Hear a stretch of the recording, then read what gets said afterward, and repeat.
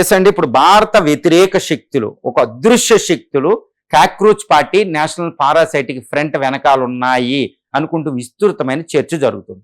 ముఖ్యంగా ఎవరంటే పాకిస్తాన్ ఐఎస్ఐ ఉంది. ఇప్పుడు ఇందులో జాయిన్ అయిన 20 మిలియన్లు ఎక్కువ మంది పాకిస్తాన్, బంగ్లాదేశీలు ఉన్నారు. కాబట్టి ఇండియన్స్ కాదు అనేది ఒకటి చెప్తున్నారు. కానీ దాన్ని ఈ కాక్రోచ్ పార్టీ వెబ్సైట్ చాలా క్లియర్గా ఈయన అభిజిత్ ఆప్టే దూప్తే చెప్పడం జరిగింది కూడా చాలా క్లియర్గా. మళ్ళీ ఎక్స్ అకౌంట్ క్లోజ్ చేసిన ఇంకా ఎన్ని అకౌంట్లు వచ్చినా అక్కడ సబ్స్క్రైబర్స్ ఓవర్ సబ్స్క్రైబ్ అయిపోతున్నారు. దీన్ని బట్టి అదృశ్య శక్తులు ఎవరుంటారంటే ఐఎస్ఐ. ఎక్కడ ఉంటారంటే అదృశ్య శక్తులు ఐఎస్ఐ తర్వాత లేదా ఈ జార్జ్ సోరోస్ ఉన్నారని, లేదా కాంగ్రెస్ ప్రెసిడెంట్ రాహుల్ గాంధీ ఉన్నారు బీజేపీని పడగొట్టలేక, మోడీ వ్యతిరేక శక్తులు ఉన్నారు ఇందులో. తర్వాత ఇంకా ఎన్నో టెర్రరిస్ట్ ఆర్గనైజేషన్స్ ఉండొచ్చు, లేదా చైనా ఉండొచ్చు, లేదా అమెరికా ఉండొచ్చు, లేదా డీప్ స్టేట్ ఉండొచ్చు. ముఖ్యంగా ఇలాంటి అన్ని విస్తృతమైన విశ్లేషణలు జరుగుతున్నాయి. కరెక్టేనండి, ఓకే, అన్ని అదృశ్య శక్తులు ఉన్నాయి అనుకుందాం.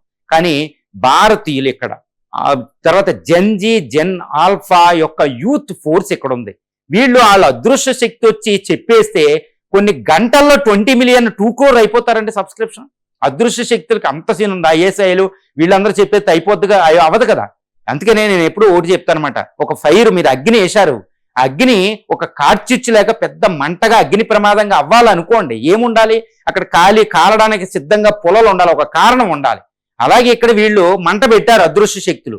అదృశ్య శక్తులు వచ్చి మంట పెడితే ఇండియన్స్, వీళ్ళు దేశభక్తులు 2 కోట్ల మంది యూత్ ఇంకా వెళ్ళిపోతున్నారు. పెద్ద పెద్దోళ్ళు వాళ్ళందరూ ఎందుకు వెళ్ళిపోతారంటే ఇక్కడ ఒక కారణం ఉంది. ఏంటి కారణం అంటే డెమోక్రటిక్ డెఫిషియట్ ఉంది. దీని లోపలికి వెళ్ళాలంటే కష్టం.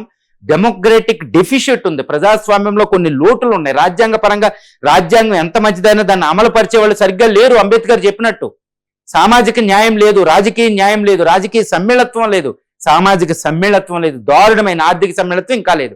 1% ఆఫ్ భారతీయులు, ఒకే 1% భారతీయులు చూడండి, భారతదేశంలో 40% సంపద వాళ్ళు గుప్పిట్లో పెట్టుకున్నారు. 40% సంపద. ఇది నీతి ఆయోగ్ చెప్పింది, వరల్డ్ ఇన్ఈక్వాలిటీ రిపోర్టులు చెప్తున్నాయి. 50% మంది ప్రజలు కేవలం 6% జాతీయ సంపద ఉన్నారు. 1% వాళ్ళే 40% సంపద. ఇది సరిపోదండి. ఆర్థిక ఎలా ఉంది, ఎంత దారుణంగా ఉందో. వ్యవసాయ రంగానికి దిక్కు మొక్కు లేదు. 60 కోట్ల మంది ప్రజలు ఏం చేయాలో తెలియదు. రూరల్లో దారుణం. చదివిన వాళ్ళు నిరుద్యోగం చాలా ఎక్కువ ఉంది. ద్రవ్యోళ బలాలు ఎక్కువ ఉన్నాయి. Fastest growing economy. ఇంకా ఎన్నో రాజకీయ, ఇప్పుడు ఉమెన్కి అసలు ప్రాతినిధ్యం 33% స్వతంత్రం వచ్చిన తర్వాత కూడా ఇవ్వలే.